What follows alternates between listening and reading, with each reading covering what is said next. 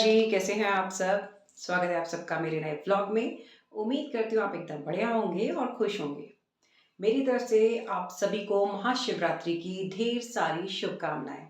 भगवान शंकर का आशीर्वाद हम सब पर हमेशा बना रहे। आज जो कहानी मैं आपके लिए लेकर आई हूँ ना, वो बड़ी मज़ेदार सी कहानी है जो हमें सीख देती है कि कभी-कभी ना हमें फालतू बातों से बचने के लिए ना बहरा बन जाना चाहिए। जी हाँ, यही बताती है मेरी आज की कहानी। ये कहानी है एक राजा की, जो बड़ा ही कंजूस टाइप का आदमी था। तो सारे राज्य में उसकी कंजूसी की बड़ी चर्चा होती थी कि राजा जी धन खर्च करने से बचते हैं, पैसा खर्चना ही नहीं चाहते। तो ये बात उड़ते-उड़ते उनके मंत्री के कानों तक पहुँची। अब मंत्री जी को पता चली तो उन्होंने राजा के पास गए और राजा को बोला कि राजा जी, मैं आपको पता है राज्य में कैसे चर्चे हो रहे हैं कि आप बहुत कंजूस व्यक्ति हैं, पैसा खर्च करने से बचते हैं, अपनी जनता के लिए ज़्यादा कुछ करते नहीं हैं। तो राजा ने पूछा, अब आप बताइए हमें क्या करना चाहिए? तो मंत्री जी ने सलाह दी कि क्यों ना राजा जी एक प्रतियोगिता का आयोजन कराया जाए और जो उस प्रतियोगिता में जीते उसे आप 50 सोने की मोहरें दे दीजिएगा। ये सुन के तो राजा जी का दिल ही बैठ गया। 50 सोने की मोहरें? मंत्री कहता, आप चिंता मत करिए। मैं प्रतियोगिता ऐसी बता रहा हूँ जिसमें ना तो कोई जीत सकता है और ना आपकी मोहरें जाएँगी। बस पूरे राज्य में ना आपकी वाह-वाहकार होने लगेगी कि राजा ने 50 मोहरें इनाम में रखी थीं। अब वो बात अलग है कि कोई जीत नहीं पाएगा। राजा बड़ा खुश हुआ कि अरे! ऐसी कौन-सी प्रतियोगिता है, जल्दी बताओ। उसने कहा, देखिए हमारे राज्य में एक कुआँ है जो बिल्कुल खाली पड़ा है। उसने कहा, हाँ है। तो मंत्री ने कहा कि उसमें सीलन और फिसलन इतनी ज़्यादा है कि कोई सीढ़ियों का प्रयोग किए बिना उस पर चढ़ नहीं सकता। और हम प्रतियोगिता ऐसी रखेंगे कि जो इस कुएँ से बिना सीढ़ियों का प्रयोग किए बाहर निकल आया, उसको आप 50 सोने की मोहरें देंगे। और मैं जानता हूँ कि अच्छे-अच्छे ना उस कुएँ से फिसलन के मारे बाहर निकल ही नहीं पाएँगे। जैसे ही ऊपर चढ़ेंगे, फिसल जाएँगे। आप चिंता मत करिए, आपकी मोहरें सुरक्षित हैं। राजा बड़ा खुश हुआ। राजा ने कहा, ठीक है, हम ऐसा ही करते हैं। अब राज्य में ढिंढोरा पिटवा दिया गया कि एक प्रतियोगिता रखवाई गई है और उसमें कुएँ से अपने आप आपको बाहर निकल के आना है, सीढ़ियों के बिना। जो दीवार चढ़ के बाहर निकल आया, 50 मोहरें उसकी। अब तो भाई प्रतियोगिता का दिन आया। ढेरों लोग इकट्ठे हो गए इस प्रतियोगिता को देखने के लिए और भाग लेने के लिए। अब एक से एक धुरंधर आए कि अरे 50 मोहरें तो आज हमारी तो किस्मत बदलने वाली है। इतना कंजूस राजा 50 मोहरें दे रहा है और कुएँ से बाहर निकलने की। अरे हम पूरी कोशिश करेंगे। अब जैसे ही चढ़ना शुरू हुआ, नीचे से लोग चिल्लाने लगते, देखना अभी गिरा, अरे ये नीचे गिरने वाला है। बस वो जैसे ही इंसान चढ़ने की कोशिश करता, धड़ाम नीचे, फिर चढ़ने की कोशिश करे, फिर से नीचे और वो इंसान चढ़ ही नहीं पाता। 1, 2, 3 करके 15-20 लोग ये कोशिश करके थक चुके थे।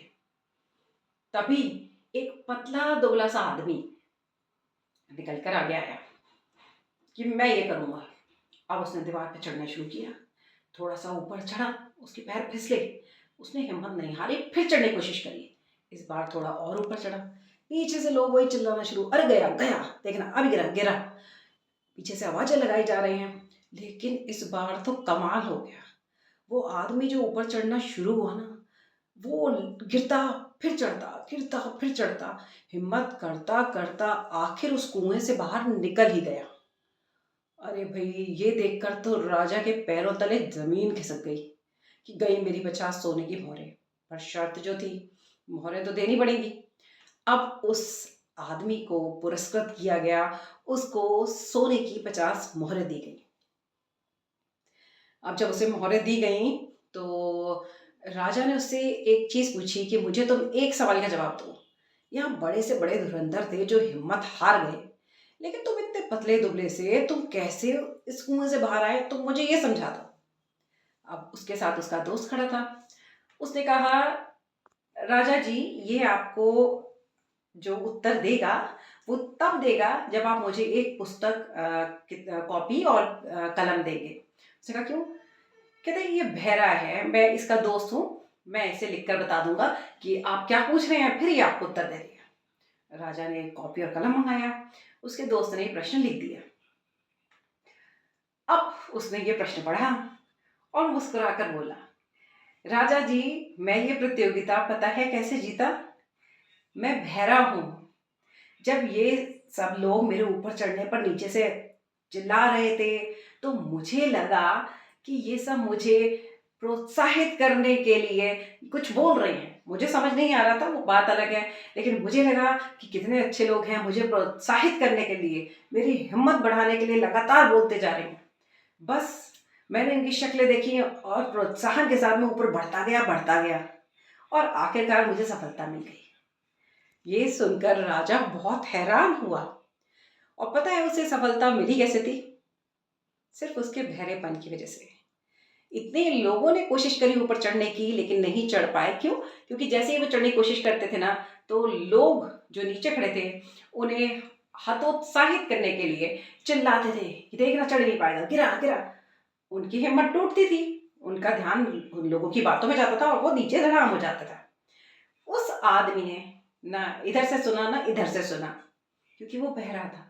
उसने किसी की बातों की परवाह ही नहीं करी। उसे सिर्फ अपना लक्ष्य दिखा कि मुझे ये दीवार लांघनी है, और वो जीत गया। हमें भी ना जिंदगी में कई बार बहरा बनना पड़ता है। जब भी आप कोई अच्छा काम करने निकले और लोग आपको हतोत्साहित करें ना, अरे ये क्या कर पाएगा, इसके बस का ही नहीं है, ये कोई काम है करने वाला, क्या काम चुना है, कभी उनकी बातें मत सुनिए। उस समय ना अपने आप को बहरा समझ लीजिए, क्योंकि जब आप इनकी बातों में उलझ गए ना, फिर आप अपने लक्ष्य तक नहीं पहुंच पाएंगे।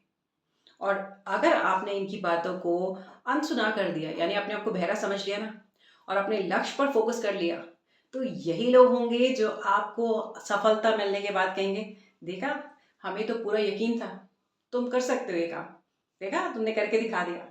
इसलिए कभी कभी लोगों की बातों को इग्नोर करने के लिए ना अपने आप को बहरा समझना जरूरी है ना? उम्मीद करती हूँ आज की कहानी आपको पसंद आई होगी। अगर पसंद आई हो और आपने मेरे चैनल को अभी तक सब्सक्राइब नहीं किया है ना, तो इसे सब्सक्राइब ज़रूर कर लीजिएगा, ताकि आगे भी आपके लिए मोटिवेशनल स्टोरीज, प्रेरणार्थक कहानियाँ मैं आपके लिए यूं ही लाती रहूं। और आज शिवरात्रि है, तो भगवान शंकर के जीवन से जुड़ा हुआ एक रहस्य मैंने एक कहानी के ज़रिए आप लोगों को लिए वीडियो बनाया है। तो अगर आप देखना चाहें तो मैं डिस्क्रिप्शन में उसका लिंक है, आप उसे जाकर चेक करिएगा और ज़रूर देखिएगा। उम्मीद करती हूँ आपको पसंद आएगा। अगले ब्लॉग में फिर एक नई कहानी के साथ आपके साथ फिर मुलाकात होगी। तब तक के लिए जय श्री कृष्णा।